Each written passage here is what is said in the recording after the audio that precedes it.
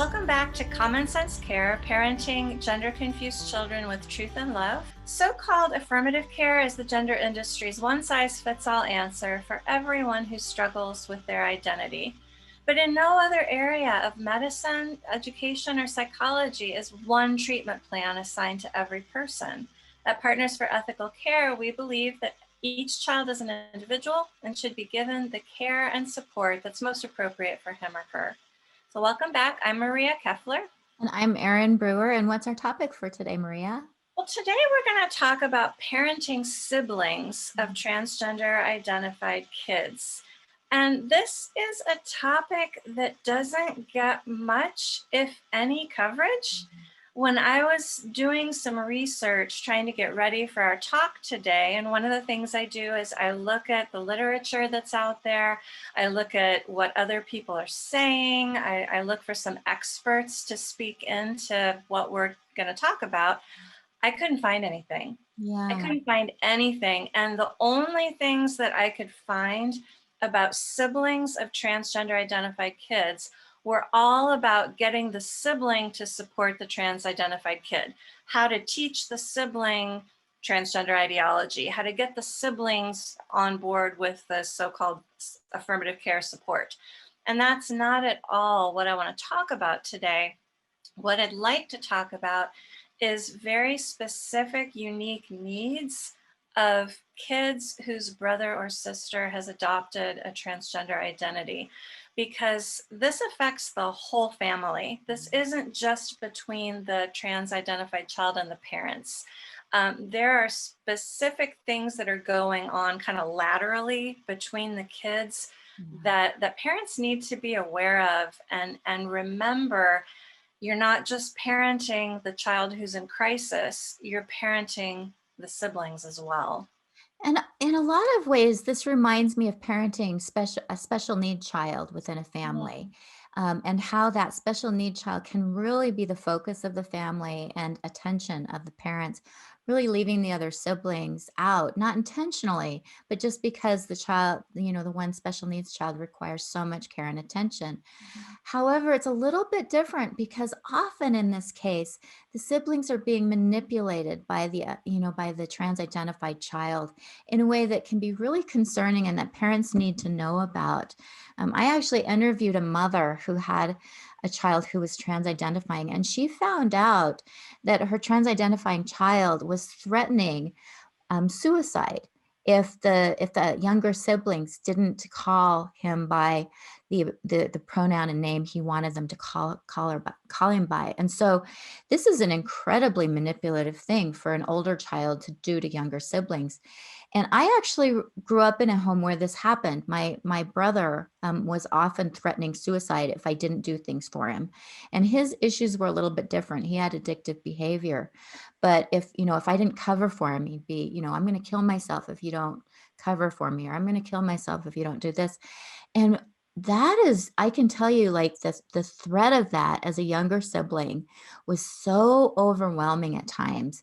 And of course I did what he wanted me to do without question, because the last thing I wanted to do was to have his blood on my hands. And I thought, as a kid, you feel like, of course I'm going to accommodate this.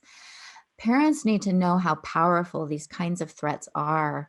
And even if the child doesn't overtly tell the siblings, I'm going to kill myself if you don't do what I want you to do, that might be a message that they're kind of hearing from the trans community, from activists, from teachers, from neighbors, might be giving them this message that if you don't do what this child says you're supposed to do, there's this threat of suicide, which is just so overwhelming.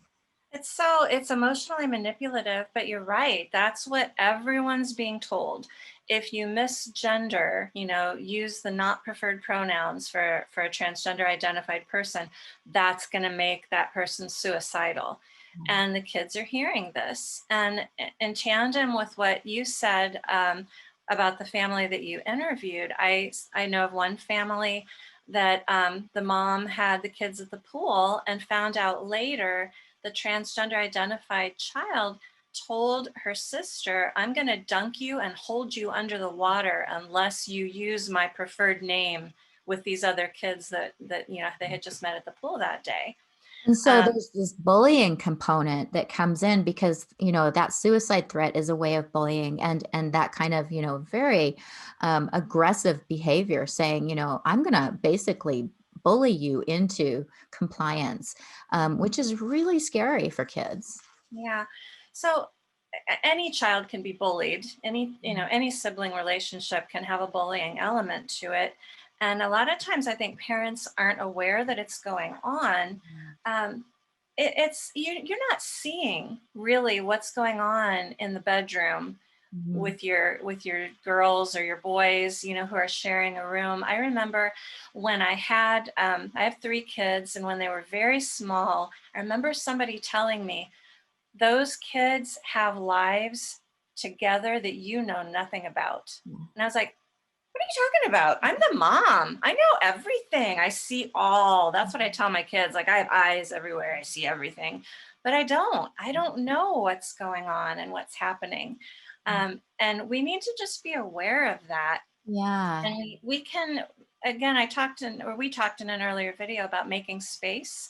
You can't force good conversations or deep conversations to happen. You can't force your child to tell you things, but it's really important to make space where those opportunities can come up. Mhm. So having a time where you just take one of your kids out to dinner, out to breakfast. I try to have dates with my kids occasionally where I just go out with one, go without an agenda, Mhm. or with an unspoken agenda. And while you're out having dinner, having breakfast, just like, how are things going? What's going on? Tell me about your life. Yeah. Is anything bothering you? Is anything troubling you? Tell me something great that happened this week. Tell me something not so great that happened this week. Mhm. And with young children, I think this is especially important. If the trans identified child is older, I want to say it's almost guaranteed there's some bullying going on with the younger Well, children. it's part of the ideology that it's okay to bully people in order to get your way. These kids, these trans identified kids are actually encouraged to adopt bullying behavior with others. And so it would, as you said, it would be highly unlikely that they're not using it on their siblings because they're being trained to be bullies. And that's so unfortunate. But as you said, it's great if, we've talked in previous episodes that it's important for parents to make time for the trans identified child, to have opportunities to connect. Well, it's just as important to do that with the siblings. Those kids need your attention.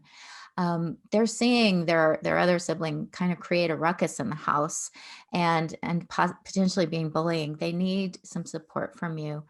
And it's really tough because I think sometimes even when there is really obvious bullying going on, sometimes the parents don't know what to do. When I got a little bit older, my brother and I fought. Um, just it was this weird relationship where he had so much anger towards me, and he would beat me when my parents weren't around. And at one point my mom was actually talking about sending me to live with another relative because she knew she couldn't protect me. I was early teens, and she had to go to work. She had to be out of the house sometimes. There wasn't a way to always protect me. And what I ended up doing is just getting involved in lots of extracurricular activities at school. So I'd go to school at like 6 in the morning, hang out in the yard for a while. And then I would be involved in lots and lots of extracurricular activities. So I was busy all the time. On weekends, I would go to the library to study. So that's how I was able to accommodate it as an older child. But if this bullying had started taking place when I was younger, I'm not entirely sure what my mom would have done. Do you have any suggestions? Wow. Well, I want to caveat by saying I am not a family therapist. I'm not a therapist of any kind. And I don't have a lot of expertise in family dynamics. I learned a lot as I was researching for this episode. Um, if your kids are in a dangerous situation, don't ignore it. I Mm. mean, I would say that just don't ignore it. And there are good family therapists out there. And that actually might be a helpful sort of circuitous roundabout way of dealing with the trans issue in your home. So many therapists are, completely sold out with the trans narrative that it can be kind of dangerous to go to one of them. But if you've got a situation where, you know what, my kids' siblings are having some struggles, we need some family therapy to deal with those dynamics. That might be a good way to get some therapy that's not focused on the transgender stuff. Yeah, and I think that it's really important to do that because I know in my brother's case, he feels terribly guilty about how he treated me. There were, you know, throughout my young adult life, there were times where my brother would call and he was completely drunk and he was bawling and saying, "I'm so sorry." And this is, something he now this is something he has to process and live with. And so it sort of has compounded any issues he already had. And so if you do have these dynamics going on, a lot of times it really isn't the bullying kid's fault. There's some underlying thing that's causing that. In my brother's case, it was, it turns out, a lot of these feelings came because he was unable to protect me from being sexually assaulted. And so he took that on, and kids have such weird feelings. Sometimes he loved me terribly, but other times he just had this rage. And I suspect that that could be very similar to how a transgender identified child feels, where they, sometimes they feel really connected. They love their siblings, and other times they might just have this rage if the sibling isn't acting in a way that is affirming them as they've been told their siblings are supposed to do. They're being told that their siblings don't love them if they don't do these things, which is so incredibly damaging to a relationship. And so I think getting help is just incredibly important, nipping it in the bud if you can. And even, I'm not sure my parents' idea was that off base. It may be that, if you can find a secure place for your child to go, maybe for the summer. Well, if they're really fighting, if this is really escalating, to find a safe place for them while you work through these issues, which is it's pretty extreme. But I think in the long run, it's better to do that than to have just intense conflict in the home.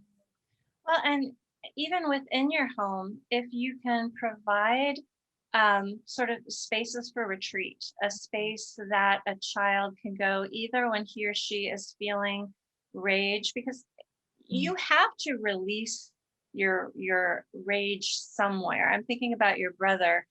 He had all these conflicted feelings. He had no safe place to get them out. Mhm. And so you were the only punching bag he had, unfortunately.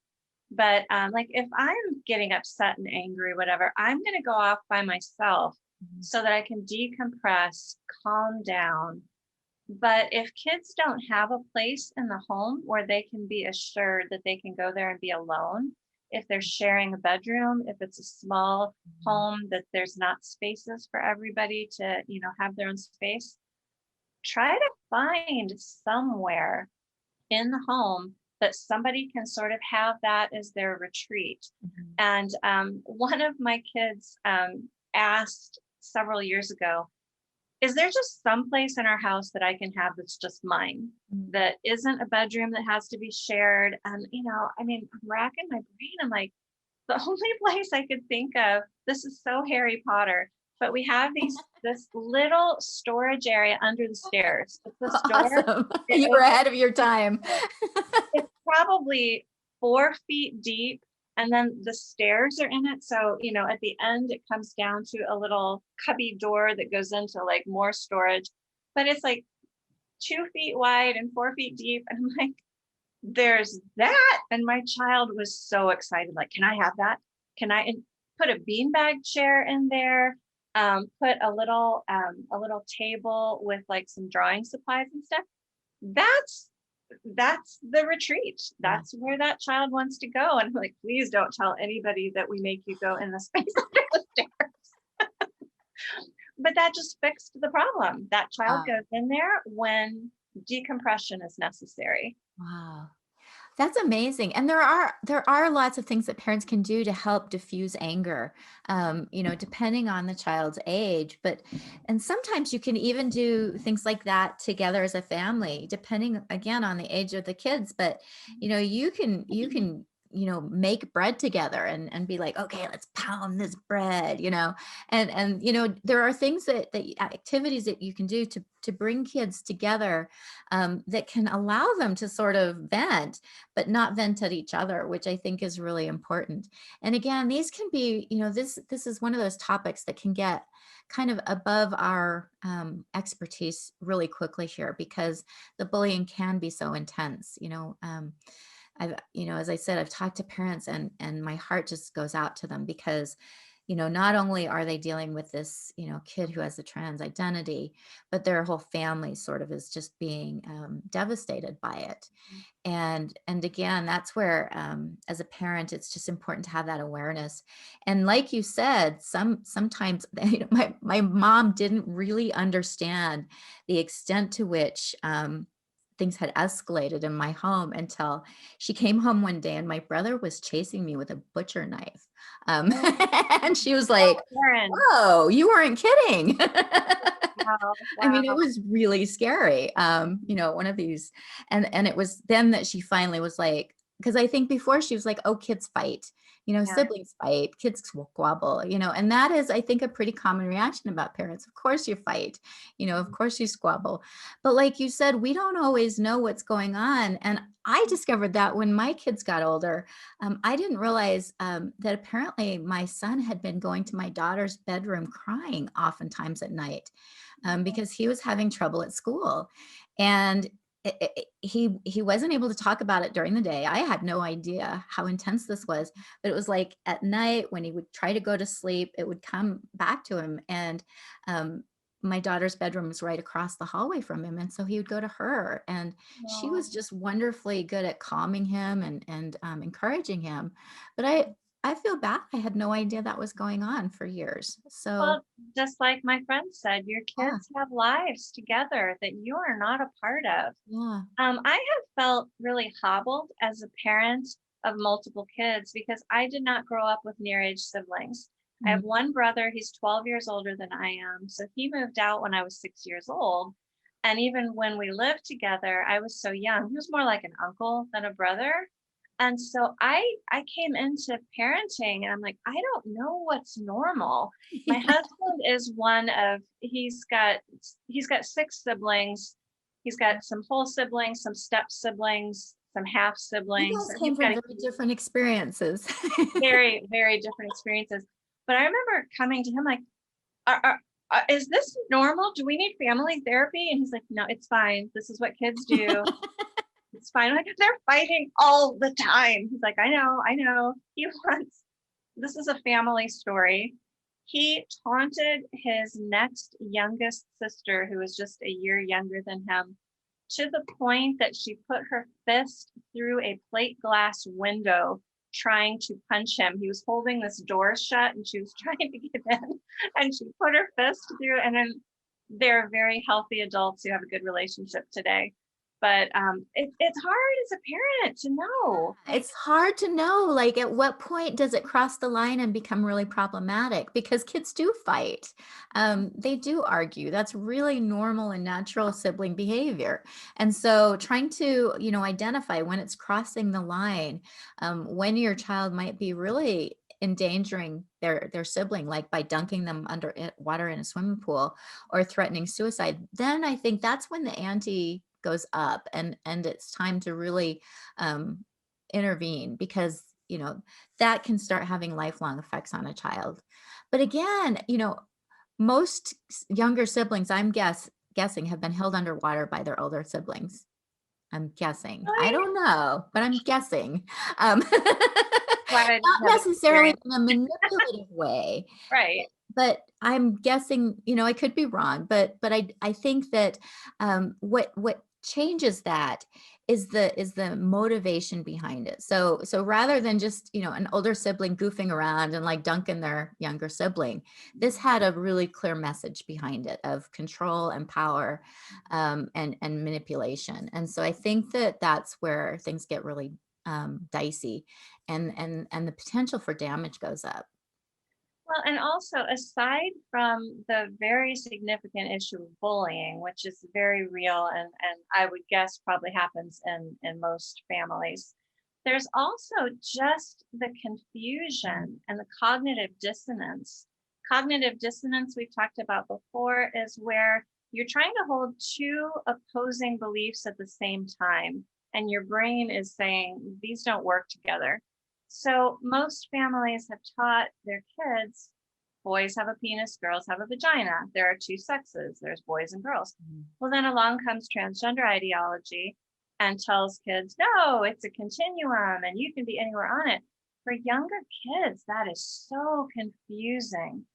And we've just talked about how insidious that is in school for kids to be taught that, but then to come home and have that happening in your home, and so many younger siblings, their relationship with their older sibling is really significant. Mm. If they and it doesn't just have to be older siblings who's trans identified, but I'm thinking specifically about younger siblings who perhaps looked up to their older sibling, really appreciated them, respected them, identified, I want to be just like my older brother or sister. And then suddenly to be told you don't have an older brother or sister anymore. That's not who that person is. When someone identifies as transgender, that is not, they're not the same person. They're trying to kill the person that they have been. And we hear that with the language, dead name. Mm. A dead name belongs to someone who's dead. Yeah. And they are saying, oh, that name that my parents gave me, that name that my siblings have called me all my life, that person no longer exists. So that's one of those contradictions inherent in this, is the gender industry likes to say, oh, nothing has changed. They're just being who they've been all their lives, and nobody realized it. But yet they're using terms like dead name, which says, oh, I am killing off the person that I've always been. That's hard, not just for parents, but for siblings too. It's almost like they're having to grieve the loss of their sibling, because their siblings changed so much. And that dead name is such a good example. And I've heard parents say, this is almost worse than death, because when a child dies, you grieve them to move on. But with this, you have to grieve the loss of your child, but then you have this other person who you don't even really recognize, because they're doing everything they can to disassociate from their former self. And gosh, for little kids, that's got to be so confusing. What happened to my sister? I love my sister. What happened to her? How did she become a boy? And is it going to happen to me? Like, I think there are lots of really confusing thoughts that can come up for a child in that situation.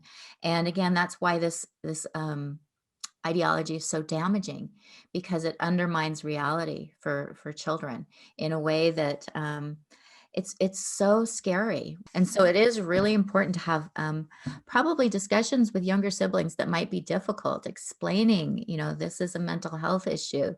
Your brother or sister is really struggling. We love them very much. We're going to have to see them through this. But kids can be very compassionate if they understand that there's a problem, if they understand, this is, and again, mental health, I think, is a really good way of explaining it, that this is something that your older brother is struggling with, your older sister is struggling with. We're hoping to see them through this. We love you, and this is how we're handling it. And it's not your fault, and there's nothing that you can do to fix it. That's a great, I'm glad you said that. Letting those kids know this is not your fault. Mhm. Because I think, especially if you have sibling relationships that have been kind of fraught, the younger child might think, my sibling has done this because I've been so bad to them. Mhm. I mean, we know that children, kind of the whole world revolves around them from their perspective. That's just part of being a child. When parents divorce, very often the children take that upon themselves. They were fighting about me. It's my fault they divorced. Mhm. And these children might apply that same faulty reasoning to if their sibling, decides they want to change gender. Is this my fault? Is it because if they were same-sex siblings, is it because they hate being a boy and so they've decided to be a girl, but I'm a boy? Do they hate boys? Is it my fault they hate boys? Yeah. There's just a lot of wrong messages, a lot of wrong thoughts. But I think something else you said too, validating that with the child. Yes, this is tough. We're going through this as a family. This is really tough. I loved what you said about validating this is a mental health issue that your brother or sister is going through. We love him. We love you.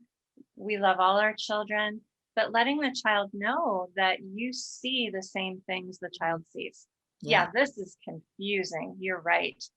This is not a good thing. You're right. We are on the same side, and our side is to try to help love your sibling back into reality and into loving him or herself. Yeah. And one other thing I wanted to mention, I was thinking about this when you talked about having interviewed parents who said that this in some ways feels worse than death. When a child is diagnosed with either a physical disability, physical illness, or a learning disability, when your child is diagnosed with something that's wrong, you really do go through a grieving process. One of my kids is on the autism spectrum and very, very mild. Most people would never recognize it. It's really not that big of an impact. But when we got those results back, I just cried. I just sat and cried. And that's so normal. As I've talked to other parents whose kids have special needs, when you first get that result back or get that diagnosis, you are grieving the person you thought that child was, or you're grieving knowing the struggles that child's going to go through. You're grieving this new understanding, which kills your old understanding. And you do move through a grief process, and then you go on to dealing with, all right, so what do we need to do to help make this child happy, healthy, whatever? You don't love your child any less, but No. you're grieving this understanding of what that child's life might be like. Yeah, I think it's that sense of like all of a sudden recognizing that life is going to be harder for that child than you wanted it to be. And as a parent, we all want our children to, be successful and to move through life easily. And when all of a sudden you realize, gosh, their life is a lot tougher than I thought it was going to be. As a parent, that can just be kind of heartbreaking. And the other thing I think that's important to remember is that oftentimes these kids are really unstable, and they can be volatile. I've talked to so many parents who are dealing with these kids who are just out of control, screaming and yelling and creating just havoc in the home, which is so hard for younger siblings. Anytime, I think that, depending on the child's personality, it can really, some kids, it might just bounce off them. If you have a really tender kid, it might be so hard for them to be living in such a volatile environment. We actually have a video that talks about the different types of sibling relationships that I think is really interesting. I don't think it kind of covers all of them, but I think it gives some good insights into how different children might react and to the dynamics that they might develop. So we're going to show a little clip, and I encourage parents to go see the full clip. Here are 5 types of unhealthy sibling relationships. 1. The golden child and the scapegoat. These types of siblings often grow up with a parent who is either a narcissist, sociopath, or a psychopath. The golden child is the parent's favorite because they mirror their values, beliefs, and habits. The parent thinks in black and white and considers this child the good one. Since the parent lacks empathy themselves, the golden child does too. 2. The royal brat and the wise owl. The royal brat is spoiled by the parents. They learn to get their way by being loud, manipulative, and stubborn. The parents usually give in to their tantrums and are more concerned with pleasing them and protecting them from difficult emotions. Consequently, the royal brat never learns how to work through their impulses, anger, nor sadness. Meanwhile, the wise owl is the complete opposite of the royal brat. The wise owl is mature, responsible, and level-headed. 3. The bully and the victim. This relationship is similar to that of a dominant parent and a submissive child, but happens in siblings instead. The bully in this scenario often has a challenging relationship with the parent and feels like they have no control over anything. So they learn to be a bully and take out their anger and frustrations on their sibling instead. 4. The addict and the enabler. This codependent type of relationship is propelled by an enabler who acts as a caretaker for an impaired sibling who usually struggles with addiction or mental illness. The enabler protects and takes responsibility for their sibling because they feel like their relationship or even their lives will fall apart if they don't. 5. The ghost and the hungry child. The ghost is someone who is emotionally distant from their whole family in general. They don't know how to cope with the chaos that happens every day behind closed doors, so they fade into the background. Meanwhile, the hungry child always longs to get a little closer to the ghost. They lack love and support from the family as a whole and yearn for someone to hold on to. Well, that's such an interesting video. And as you said earlier, it certainly doesn't cover all of the different sibling dynamics that there can be. But I think it helps us to kind of recognize there's a lot of different things that can be going on between siblings, Yeah. and the parents can have a lot to do with some of those dynamics. And I think it behooves us to kind of look at ourselves and go, is what I'm doing as a parent helping or hurting? Yeah. Do I have a favorite child and am I communicating that? Do I have one that I'm constantly really hard on? And again, Well, not it to could be blame if you parents. have a child who's really, sometimes, I talk to parents and these trans-identified kids, they take up so much emotional energy that sometimes I think the parents are just, it's hard to keep that compassion and sympathy and just to have an open heart to them because they're just so demanding. And so I think, there are techniques, I think, to sort of separate that. Do you have any suggestions for parents who are feeling that way, just feeling like so drained and having a hard time really feeling lovingly towards the child who is taking up so much energy? Sometimes you just have to determine to love a child, Yeah. and you just have to say, I'm the parent and I'm going to do the best I can for this child.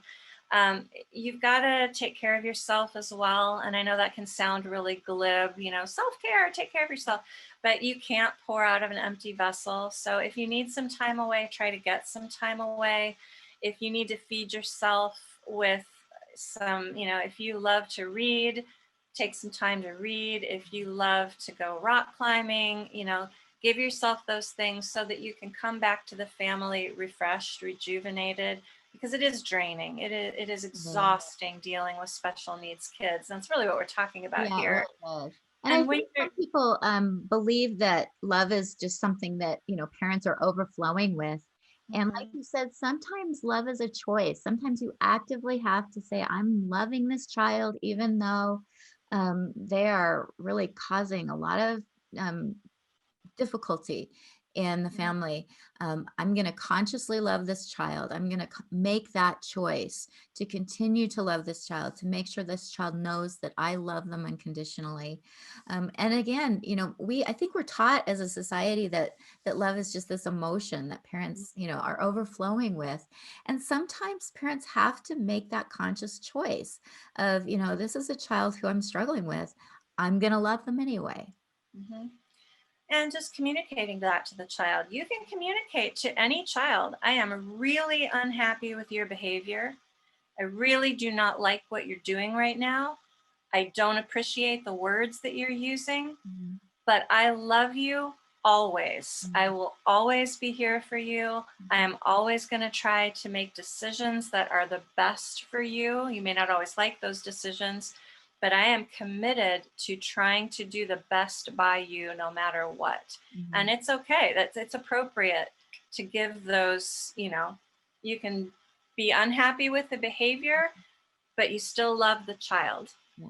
And I think we all want that. We all want that kind of love. But Mhm. one thing I really want to stress when you're dealing with children, whether it's a trans-identified child, whether it's a sibling, no matter what the issue is, do your best to keep your emotions in check. Mhm. I'm thinking, especially if you're dealing with a sibling of a transgender identified child who's really struggling, really confused, really upset, do your best to be calm, loving, firm, but not to let yourself communicate that sense of, I don't know what to do. This is terrible. This is awful, because your child is going to feel like it is his or her responsibility to take care of your emotions.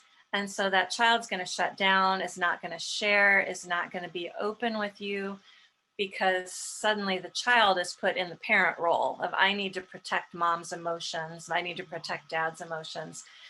We need to be the adults. We need to be the ones who are caring for our children's emotions, not the other way around. I'm so glad you said that, because I do think that, I've seen dynamics where, children are put in a parental role because their parents are not handling emotions well. And that is really tough for a kid. It's not what they're supposed to be the kids, you're supposed to be the adult. And if you're feeling unable to handle things, reach out for support, get some help, find family, friends, or relatives who are able to, support you in this, so that you are able to be the parent. Because it's okay, I think, to show emotion to the kids, but not to fall apart, and not for those kids to have to come over and comfort you and tell you it's going to be okay. We're supposed to be doing that for our children. We can commiserate with our child. Yeah. We can cry tears. I'm so sad over what's going on with John, but we still need to communicate to the child, I'm still in control. I'm still the one managing this house. Your dad and I are the ones who are making the decisions here, and you can trust us with your needs. Right. Yeah. Well, we have a couple of questions. This first one came out of a parenting group very recently. And I asked, I'm like, oh, can we use this question on Common Sense Care? So this is just a verbatim question out of a parenting group. My 13-year-old son is just done with his trans-identified little sister who's 10. He wants his dad and me to make this go away. He tells us we should give his sister up for adoption. I don't know how to help him or to fix this. Oh, We would love to make it go away, but it's just not going away. oh goodness. Oh my gosh.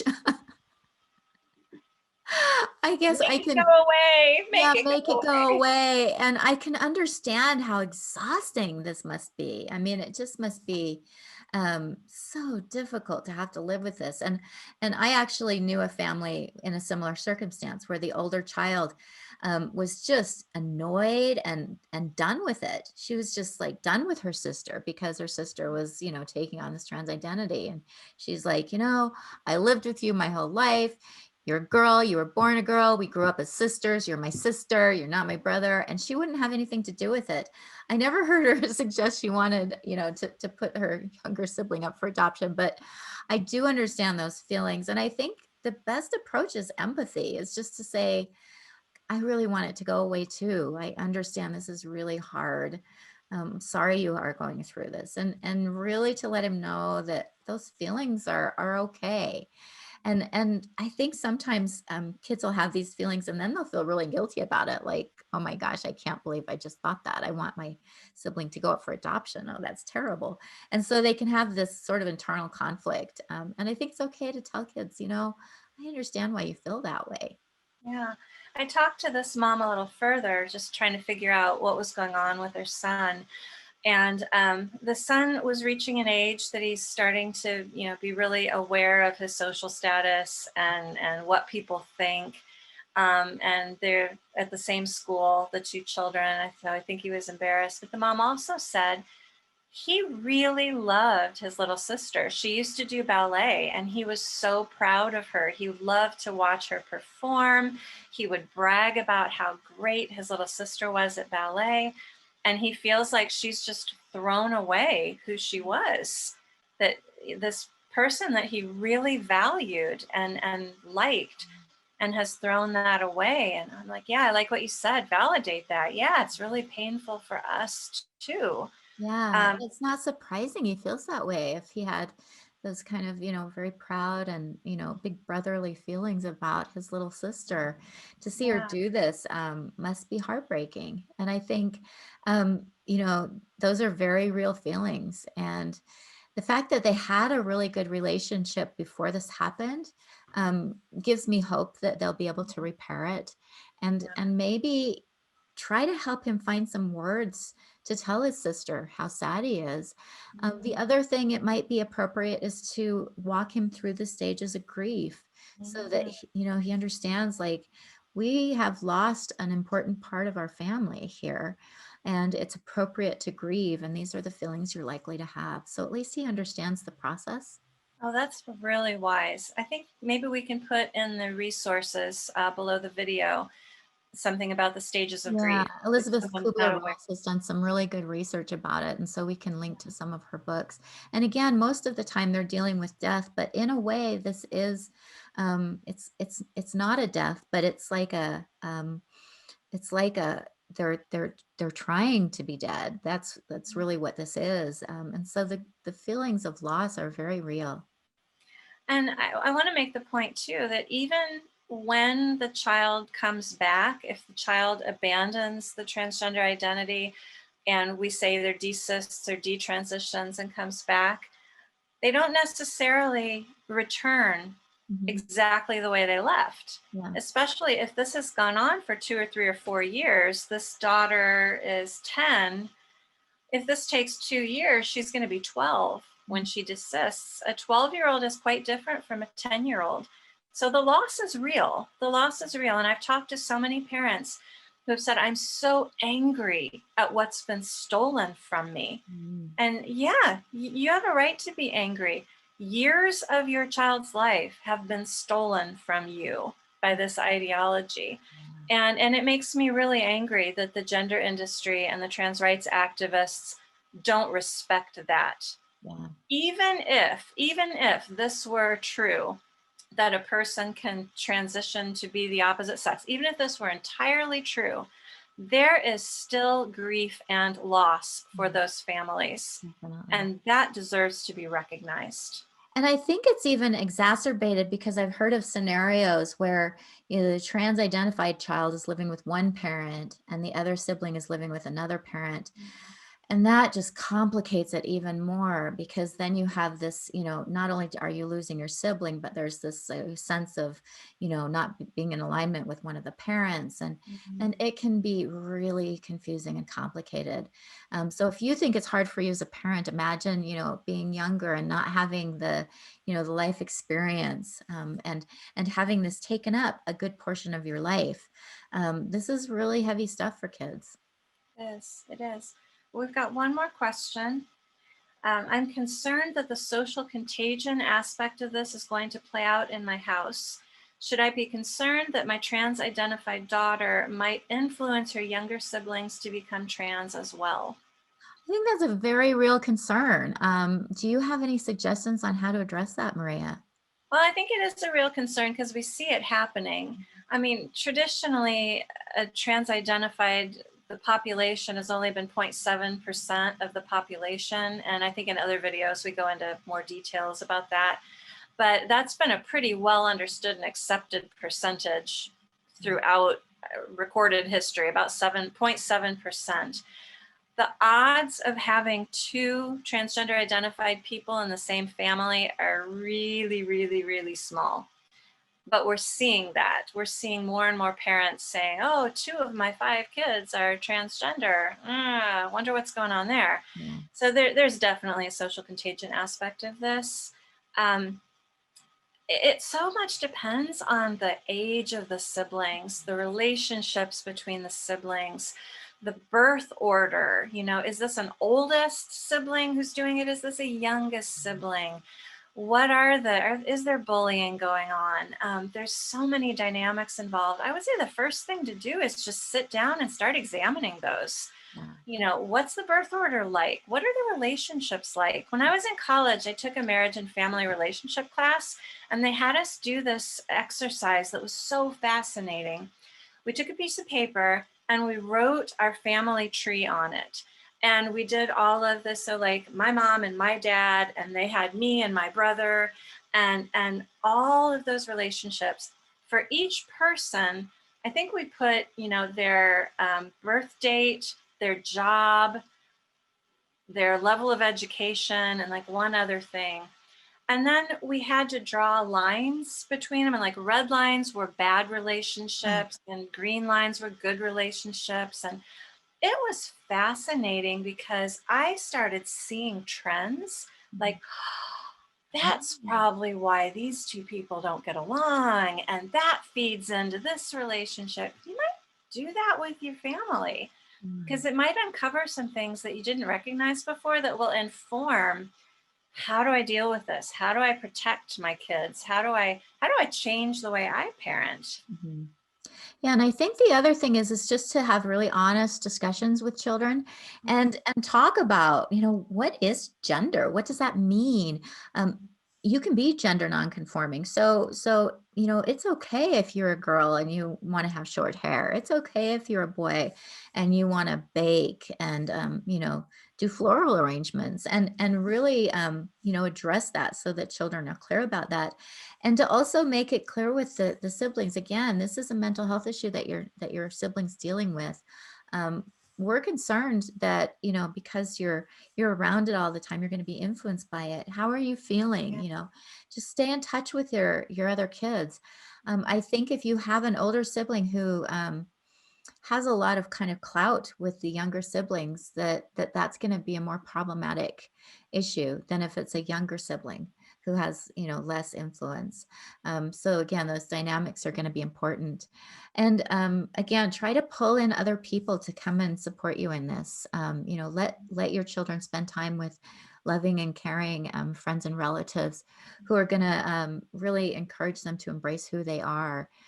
Because I think a lot of times, the child who gravitates towards a transgender identity is vulnerable. Has some underlying issues already. And so try and see if your other kids have any of those vulnerabilities, and if they do, address those. Mm. I've heard of families sending a transgender identified child relatives for a while. And that's not in a punitive way, like, oh, we just can't deal with you, we're getting rid of you. But it can be very helpful to withdraw the child from the surroundings that are feeding this. Mhm. One of the things we talk about is not feeding these wrong ideas, but feeding the child with healthy ideas. So if the child has a good relationship with grandparents or with a particular aunt and uncle, it might not be a bad idea. They're going to go live with grandma and grandpa for 6 months or do a school year, with at aunt and uncle's house. It's a possibility. It's something to consider, especially if you are feeling like, you know what, I need to really protect these other siblings. It might be good to consider giving your trans-identified child another place to be for a while. And that also might have the benefit of sort of separating them from the influences that are pulling them into this ideology, which could be really helpful. And giving them someone besides mom and dad to talk to. Because again, a lot of times these kids have some underlying issues that they need to process. And if they're given the opportunity to do that, it's more likely that they'll resolve this identity. Yeah. Well, this has been, I don't want to say a difficult topic. We all subject, but I just think family relationships are fascinating, and I think it's something we don't think about that often is sibling relationships, and especially in this particular area. So I'm glad we got a chance to talk about it. I feel like with every much more we could have said. Mm. Neither you or I are experts about family relationships, but I hope we've at least given this some good thought and given parents some things to think about. And I think just having an awareness of, the fact is that things could be going on that you might not be seeing, and just to really pay attention to that so you can give your other children support and make time for them. Because, I've been in situations where, one of my children, there's something going on, there's a crisis, and it is easy to sort of forget about all the other siblings and just focus on that one child. And your other your other children need your love and support during these difficult times. So what are we talking about next week, Maria? Next week, we are going to talk about rapid onset gender dysphoria, known as ROGD, and social contagion. So we touched on social contagion right there in that last question. We're going to go into it a little bit more in detail next week. Sounds good. Well, thank you, Maria. Thanks, Erin. We'll see you next time. All right, bye-bye. Bye. We are not doctors or therapists. We are not giving medical or psychiatric advice, and we offer no guarantee of outcomes. We simply want to talk about how to support and love kids using long understood best practices from the fields of psychology, education, and child development. We're glad you joined in our conversation today, and we hope that you took away something you can put in your toolkit for parenting your gender confused kids with truth